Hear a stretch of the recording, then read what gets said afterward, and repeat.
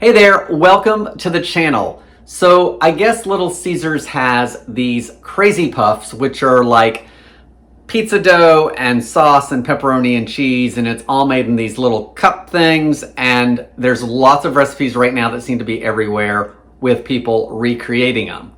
Of course, all of those are using pizza crust or rolls and all of those nice carby things that have gluten. So today, let's try to make some gluten-free Little Caesars Crazy Puffs. I'm Jamie with SavorySaver. I share gluten-free recipes, tips, tricks, and resources to make your gluten-free lifestyle easier. So please consider hitting subscribe, and let's get started. All right, guys, a couple notes about this recipe. For the crust, I am using Caputo's gluten-free flour. The ingredients in this flour, if you're not familiar with them, are gluten-free wheat starch, dextrose, maize starch, buckwheat flour, rice starch, psyllium seed fiber, and the thickener is guar, and it does have some flavoring. So, if you cannot find this in your stores, I will link below to where you can get it from because I can't find this in my local stores anymore. I have to order it online. The other thing is it does contain wheat starch, so if you have a wheat allergy, this might not be an option for you. So try to find your favorite version of pizza crust and see if that works with this recipe. Speaking of working, I've not made this before, so I'm taking my recipe and mixing it with another recipe, and we're gonna see if it comes out. Let's get started. To start our pizza puffs, we're gonna start with a couple tablespoons of butter. And I've got it in a small bowl because I'm going to melt it. And we're going to use it for the pan as well as for the crust as we make it. So you want to have enough for that. I'm hoping my mix is going to be enough because I'm kind of making a half a batch of what the recipes online all showed. To the butter, I am going to add a large clove of fresh garlic that I've minced up. I'm adding the fresh now because I'm going to melt it down, and I want that butter and garlic to infuse. So it's going to cook the garlic a little bit and hopefully sweeten it. So let's get this melted down, probably 30 seconds, 45 seconds. Okay, it's all melted down. Let's add a good pinch of salt.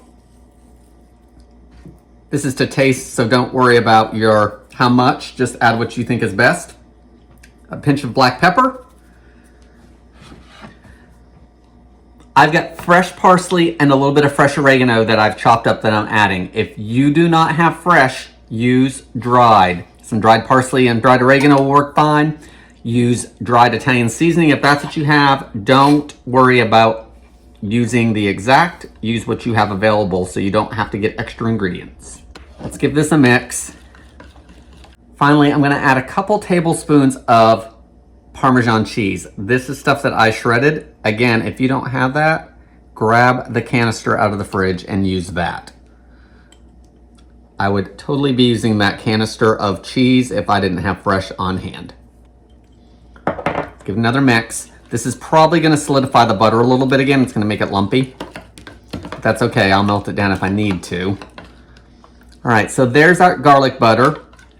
Smells amazing at the moment. So let's put that to the side. Now let's make the pizza dough for it. So I've got 1 cup of the Caputo flour in there. I'm gonna add half a teaspoon of instant yeast. I like to just whisk it in first before I add my other dry ingredients. I'm gonna add a teaspoon of granulated sugar. You could probably use honey here if you wanted, same amount. I'm also gonna add 3/4 of a teaspoon of fine salt. Let's give it another quick whisk. I'm going to add half a cup of warm water, somewhere between 105 and 110 degrees, and half a teaspoon of olive oil. Now you want to mix this for about a minute because we want it to be a uniform dough. It will not come into a ball most likely, but it still should be a uniform dough. All right, so I've been mixing it for about a minute. It is pretty loose still. But we're gonna go with that and see what it does because it'll hydrate and firm up some as it sits. So I'm hoping it's still gonna be firm enough for us to do what we wanna do. I'm gonna put a little bit of olive oil on my spatula.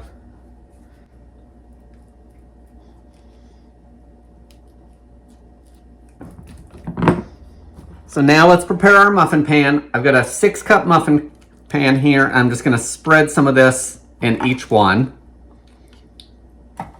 So now comes the fun part, dividing this out into here.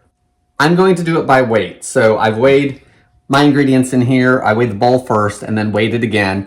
So each thing is going to get about 44 grams. I'm going to see what 44 grams looks like and I'll adjust it if I need to. I'm hoping it's going to make 6 of these, but that's not a ton of dough. So let's see what 44 grams looks like.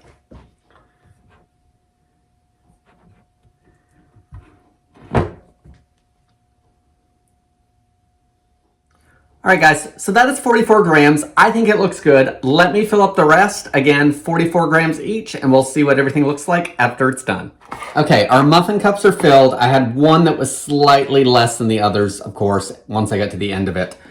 I do want to cover these up now. So I think what I'm going to do is just take a little bit of that and just dot it on the top. That way there's a little bit of something to hopefully, if it decides it wants to stick when I wrap it. There, so there's just a couple dots of it. All right, so I'm gonna pop this in a warm place, draft free of course. I'm gonna throw it in my oven. The oven is off. You're gonna need to let it rise for 1 or 2 hours. And while that happens, I'm gonna think about how I'm gonna bake these, because I typically par-cook my pizza crust. So I don't know if I'm gonna do it that way or not. It's gonna depend on these when they come out. If I think I can make a well in these, then I won't. If I don't think I can make a well in these, then I may bake them for a few minutes to set that crust a little bit.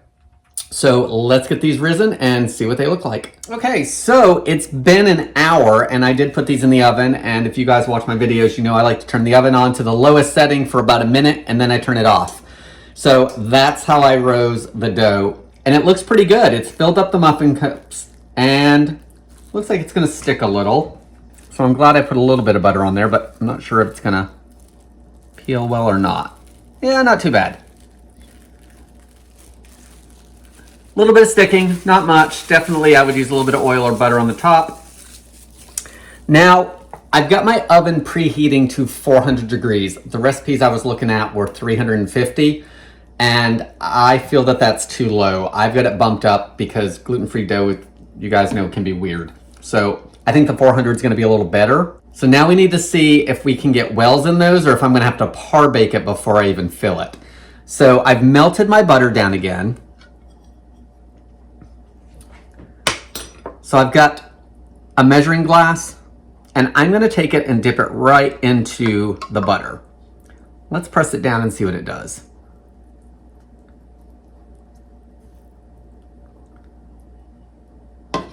Because I'm assuming it's gonna stick, which it does. All right, I've got a silicone spatula, and I think what I'm gonna do is oil it down just a little bit.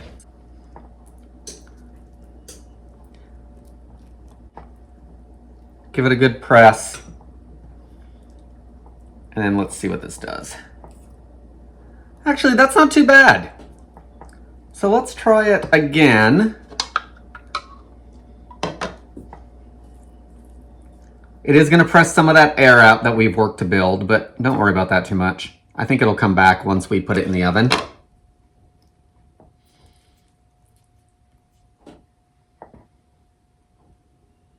Now I am going to take this and just try to shape everything a little bit more so the cups are a little deeper.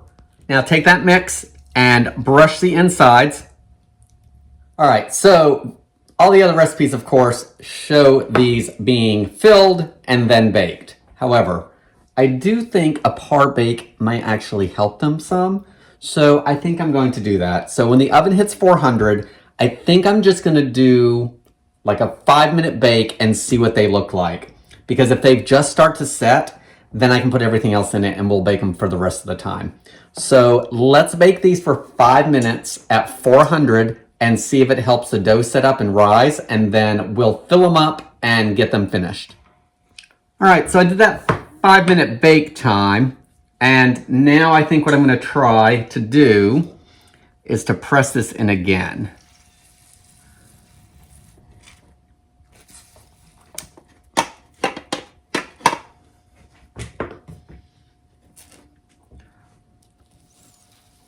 So this may or may not have been necessary because everything's kind of puffed up like it's supposed to. All right, now we have cups again. So let's finish these off. A little bit of pizza sauce in each one, or marinara, whatever you want to use. Some of the recipes said to add more marinara. I'm only going to add 1 dose of marinara. So there's a little cheese in each one. Next, I'm going to add a little bit of chopped pepperoni to each one. Use whatever topping you like. Now let's put a little more cheese, because why not? Now, let me microwave this, and I'm going to drizzle it over the top, because there's no sense in wasting this. If you had a little more of it, brushing it around the edges would probably be nice. I don't know if I can do that with these, but you could probably do that. Now we need to finish baking it. So I'm going to try probably 10 minutes.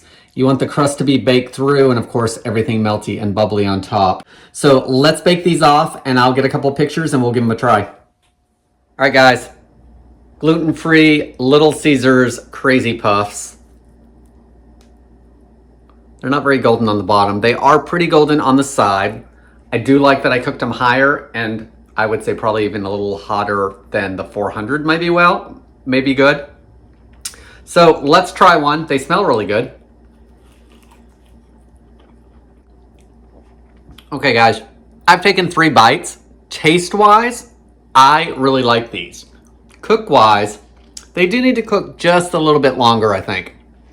So maybe doing a par cook for a little bit longer would be a good thing with these because it is a little doughy on the bottom and on the sides too. And I'm sure it's probably because starch is a big ingredient in the flour. So I think really with that starch being a main component and it not having the regular wheat flour, I think that does make a difference in the bake. So definitely you're going to want to mess around a little bit with the times and even the temperature to get it to cook through better, but I actually really like these. Okay, can I just say I ate one whole one just standing here? Okay, let's do a quick talk about the recipe. I totally took my recipe and then used another recipe and combined the two and really honestly didn't put a whole lot of thought into it. I was just kind of thinking on the fly. This made 6 of them. The dough is a little underbaked, so it's got to be tweaked a little bit as far as temperature and time to get it to cook through just a little bit more. I think the par cooking it may or may not have made a difference because if we had put the ingredients in there, their crust would have been pushed off to the edges, so maybe they would have baked a little better. So that might be something to try on my next batch. Flavor-wise, I really like them. I would reheat these in the toaster oven or the oven and crisp them up a little bit more. But all in all, Little Caesars gluten-free Crazy Puffs for, you know, kind of just doing it as I go. I think they came out pretty good. Guys, what do you think? Got some tweaks for this recipe? Or are you gonna try it with your own favorite recipe and see if you can get them to come out? I'd love to hear from you. I'd like to thank you guys so much for watching. I appreciate it. And as always, I hope to see you in the next video.